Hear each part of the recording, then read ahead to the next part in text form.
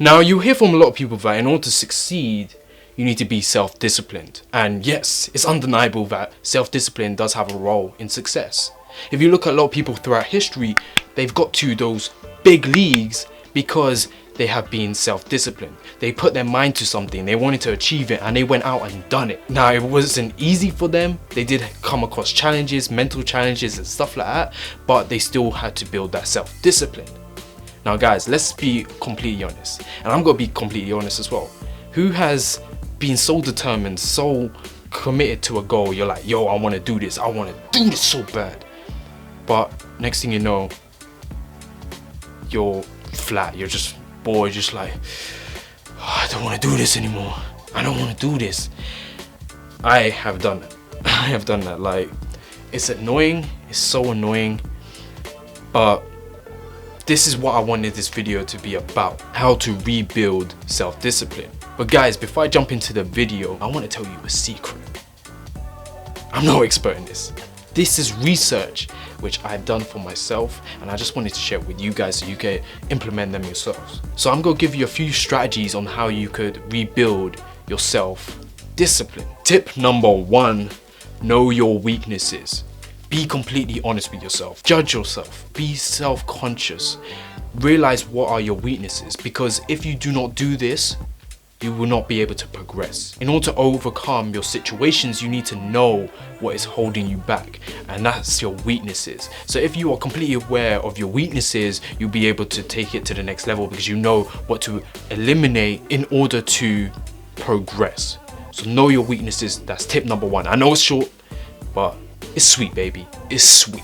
Tip number 2, learn to say no to yourself. Limit distractions. Eliminate, bad influences. If you are able to separate yourself from what's holding you back, you'll be able to progress. Say for example, if you want to start eating more healthy, but all you see around you is junk food all over the place, like just available, you're going to fall into those bad habits. You're going to be like, that cake looks nice.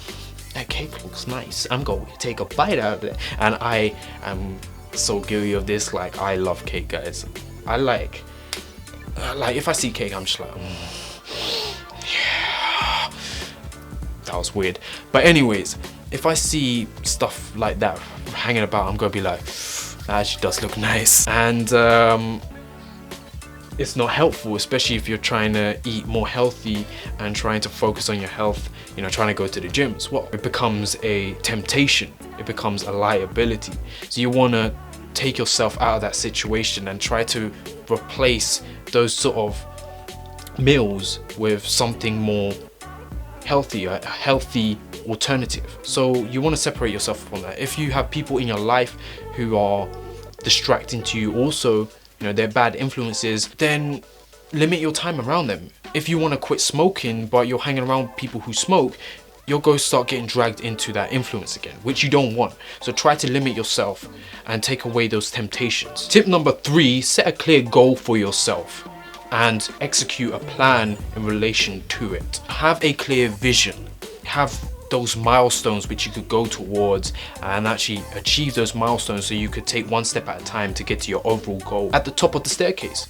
You have to take each step in order to get to the top of the staircase. So you have to try to do increments, little steps in between, so it's achievable and it will keep you motivated. It will keep you on track, because rather than you trying to change a whole big deal, take one step at a time. But you want to have a clear plan which you can actually execute and then evaluate what's going on and track your progress as well. Oh, and yeah, you want to keep accountable. You definitely want to keep accountable. That's why you should track your progress. Tip number 4, create new habits. You can't just get rid of a bad habit. Sometimes it's best to create a new habit, because at the end of the day, once a habit is formed, it's going to stick with you. So it's best to create a new habit, and you want to keep it simple. Focus on one thing at a time. One thing at a time in order to change that overall result. You don't want to just throw something out of the bag completely, because you'll most likely go fall back into that trap. So you want to keep it so simple, so super simple, so you could gradually replace those bad habits with much better ones. If you are a smoker, for example, and you want to quit smoking, instead of just throwing away the packet and just hoping for the best, going cold turkey, you want to gradually decrease the amount which you're intaking in order to then reach the result where you can actually be like, yeah, I can live without these. Like, they're not a necessity to me, because now you are slowly disciplining yourself in order to replace that habit. So literally do that. Focus on doing one thing consistently, and also set yourself up targets, set yourself rewards, incentives to keep you on track. So you're like, yo, I'm motivated to do this. You want to keep towards your goals because okay, this is going to be the end result. This is going to be my reward at the end.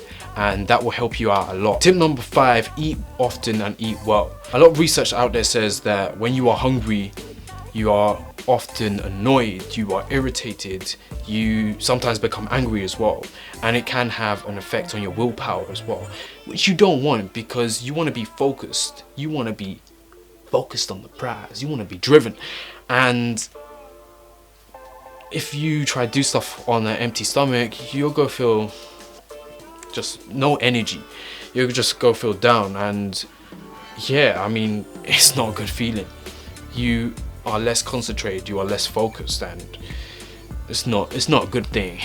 Trust me, I've tried doing things like that in the past. Like, yo, I wanted to do something, but I'm just hungry, and I'm just like, I just become agitated. I'm just like Tip number 6, change your perspective on willpower. If you have limited beliefs on how much willpower you have, most often you won't be able to surpass those limits. It becomes a detrimental factor to you. If you remove these subconscious limits, you'll be surprised what you could actually do. You'll be surprised. But you need to slowly get rid of these subconscious barriers, because it's going to hold you back. It's going to hold you back so much that you're just going to be like, you just want to quit early. And guys, if you're following my channel, if you're on my channel right now, you can't quit. There's a whole video which I made, a motivational video saying, don't quit. So you can't quit. So change your perspective on that. But guys, if you do end up quitting, if you do end up falling off track, if you do end up becoming demotivated, don't feel bad. And this is tip number 7, being able to forgive yourself if you do mess up. Forgiveness will help you just keep going, because rather than you judging yourself and you're like, yo, listen, baby, it's okay. Just get back up, man. Just keep going. Just because you've been knocked down, it doesn't mean you've been knocked out. You get what I'm saying? So you want to forgive yourself. If you stumble, acknowledge what caused you to stumble and learn from that experience. Every experience is a learning experience, right? This is a philosophy which I have. I either win or I learn. There's no losing. I'm always winning some way or another. I either win or I learn something which will help me to win, right? So have that philosophy, and literally it will allow you to overcome those obstacles in the future, because you're learning how to overcome them. You are aware of where you are right now, and you're aware of what's holding you back. You are aware on what's allowing you to be knocked down, and you could use that as fuel in order to progress yourself and develop yourself, so you could take it to the next level, so you could take it up a notch. So don't let yourself get wrapped up in guilt, anger, frustration, because these emotions will just hold you back even more, and you do not want that. You do not want that. It's okay, baby. It's okay. Anything which happens, anything which just hinders you, just take it as a learning experience. Just take it as a mini L and just be like, yo, I'm gonna learn from this experience. I'm gonna use those failures as room for development. I'm gonna use it as ways to actually learn and develop myself to get better at my craft, so I can literally keep going. Last tip which I want to share with you guys is to connect with others. Connect yourself with like-minded individuals. You could find a lot of communities out there where people are very similar-minded to you, and that's very useful for you, because it could actually motivate you to stay along your path. People who might have the same goals as you could actually motivate each other. You could help each other out, and that's very useful. Being aware of your current circle also will really determine your self-discipline also. I did a motivational video a while back on who are you around, the importance of who you associate yourself with, because the law of association says that you are the average of the 5 people who you spend your most time with. If 5 of your friends are smokers, most likely you are going to be a smoker as well. If 5 of your friends are unhealthy, most likely you are going to be unhealthy also, unless there's a complete anomaly where you are actually in good shape. But yo, most of the time that's very unlikely, because if you're hanging out with them quite a lot, most times you'll go be eating with them and they're not going to make the smartest food decisions or nutrition as well. So you really want to be aware of your circle. When I change my circle and who I associate myself with, who I hang out with the most, trust me, I found I changed a lot over the past 2 years. My mindset changed, also just my general lifestyle. Like I will never think the same way as I did back 2 years ago, because I just surrounded myself with people who are better than me. Right? I didn't want to be with people who are on the same level or people who might be less than me. Like, I'm not trying to brag or anything saying that I'm better than people.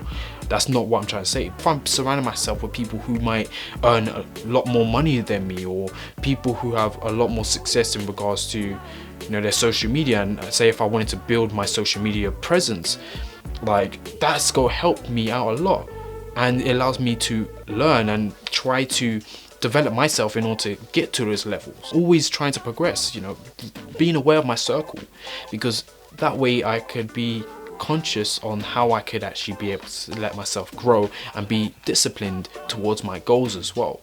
If I want to become a successful actor, I want to surround myself with people who are good actors. I want to become a successful actor. I want to be a working actor. I want to be working all the time as an actor. I want to be booking those performances, those movies and stuff. But in order to do that, I need to surround myself with people at the top of the game, really good actors.